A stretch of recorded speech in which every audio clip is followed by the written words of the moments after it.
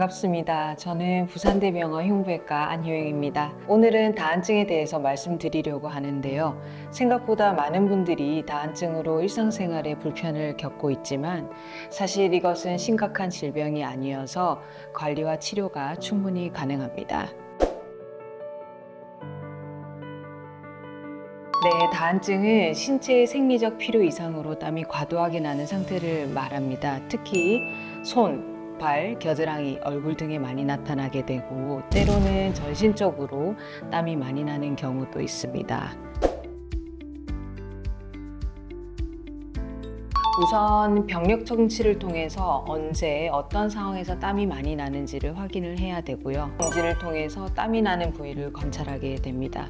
필요한 경우에는 요오드 전분 검사라고 해서 이 검사는 땀이 나는 부위에 요오드와 전분을 발라서 색이 변하는 부분을 통해 땀의 분포를 확인하는 방법입니다. 하지만 2차성 다한증이 의심된다면 혈액 검사나 영상 검사 등을 통해 기저질환이 있는지를 꼭 확인하셔야 됩니다. 다한증은 크게 1차성과 2차성으로 나누게 됩니다. 먼저 1차성 다한증은 특별한 원인이 없이 발생을 하게 되는 거죠. 대개 청소년기부터 시작이 되고 손이나 발, 겨드랑이 등 국소적인 부위에 많이 나타납니다. 가족력이 있는 경우가 많고 긴장하거나 스트레스를 받을 때 증상이 심해지기도 합니다. 하지만 2차성 다한증 같은 경우에는 다른 질환이 원인이 되는 경우를 말합니다. 예를 들어서 갑상선 기능 항진증, 당뇨병, 폐경, 감염 또는 약물 부작용 등이 그 원인이 될 수도 있습니다. 이 경우에는 전신적으로 땀이 많이 나기 때문에 어쨌든 이 1차적 질환을 치료를 해야 되는 것이 원칙입니다. 다한증은 증상의 정도, 위치, 원인에 따라서 치료 방법이 달라질 수가 있는데요. 첫 번째로 가장 기본적인 치료로는 국소 치료제, 항발환제입니다. 대표적으로 염화 알루미늄 성분이 함유되는 그런 약을 많이 바르게 되는데 주로 손, 발, 겨드랑이 등에 사용을 하게 되는 거죠. 두 번째는 이온 영동법입니다. 이것은 미세한 전류를 이용해서 땀샘을 일시적으로 막아주는 치료법인데 주로 손바닥, 발바닥 다한증 치료에 사용이 되고 물에 손이나 발을 담근 채 약한 전류를 흘러보내는 방식으로 시행이 됩니다. 조금 통증이 있습니다. 세 번째는 보톡스 주사입니다.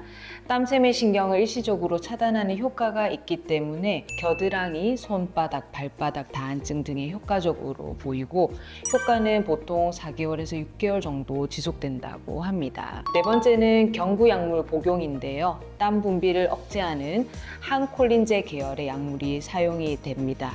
이 항콜린제 약물은 부작용이 조금 있기 때문에 전문의와 상의를 해서 처방받는 것이 중요하겠습니다. 마지막으로는 수술적인 치료입니다. 저희 과에서 주로 시행을 하는데 이런 4가지 치료를 다 했는데도 불구하고 반응이 되지 않는 중증 다한증의 경우에는 저희가 흉부 내시경을 통해서 교감신경을 차단하는 그런 수술을 시행해 볼 수가 있습니다. 문제는 수술하고 나면 즉각 효과는 발현이 되는데 보상성 다한증 그런 부작용이 생길 수 있기 때문에 신중한 판단이 필요합니다. 사실 다한증은 선천적인 요인이나 신경계 민감성 그런 것과 관련된 경우가 많기 때문에 완벽한 예방은 어렵습니다. 하지만 다음과 같은 4가지 습관은 증상을 완화하거나 악화를 방지하는 데 도움이 될 수 있습니다. 첫 번째는 규칙적인 생활 습관 유지, 그 다음 두 번째는 체온을 급격하게 올리는 활동 후에는 충분하게 쿨다운하기, 세 번째는 긴장을 완화할 수 있는 자기만의 스트레스 관리법을 갖기, 마지막으로는 땀이 많은 시기에는 미리 항발환제를 사용하는 습관을 들이기 등이 있겠습니다. 그 이유는 체질, 유전, 땀샘의 민감도, 자율신경계의 반응, 그리고 건강 상태 때문입니다.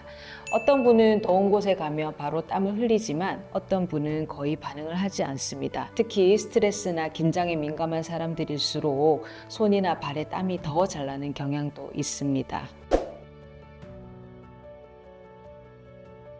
많이들 그렇게 생각을 하시죠. 그런데 엄밀히 말하면 노폐물은 대부분 간과 신장 등을 통해서 배출이 됩니다. 땀은 거의 물, 염분, 미네랄로 구성되어 있고 해독 효과는 아주 제한적입니다. 물론 땀을 많이 흘리면 체온 조절이 되고 몸이 개운해지는 느낌은 있겠죠.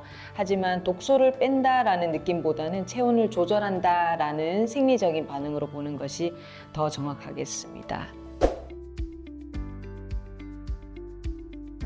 매일 써도 됩니다. 그리고 여러 군데에 사용을 해도 되고요.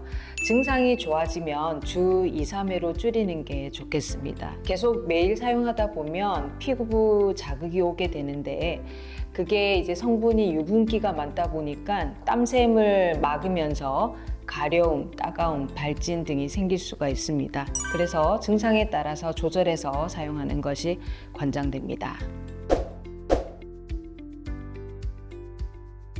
이걸 전문 용어로 보상성 다한증이라고 하거든요. 원래 우리 몸은 체온을 조절하기 위해서 땀을 흘리는 그런 구조입니다. 예를 들어서 손이나 겨드랑이에 땀을 수술적으로 차단을 하게 되면 몸은 체온을 맞추기 위해서 다른 부위에서 땀을 더 많이 배출하려고 합니다. 그래서 등, 배, 허벅지, 엉덩이처럼 원래 땀이 적었던 부위에 갑자기 땀이 많이 나는 그런 현상이 생기기도 합니다. 이 현상은 특히 교감신경 차단술 같은 수술적인 치료 후에 자주 발생하게 됩니다.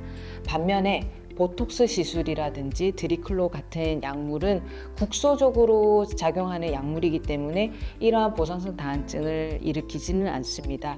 그래서 최근에는 비수술적인 치료부터 먼저 시도를 해보고 그 다음에 도저히 안 되면 수술적인 치료를 권유하는 편입니다. 요약하자면 땀 억제 시술을 받은 후에 다른 부위에서 땀이 나는 거는 몸이 체온을 조절하기 위해서 반응하는 굉장히 자연스러운 보상작용이고 특히 수술적인 치료 후에 발생한다고 생각하시면 되겠습니다.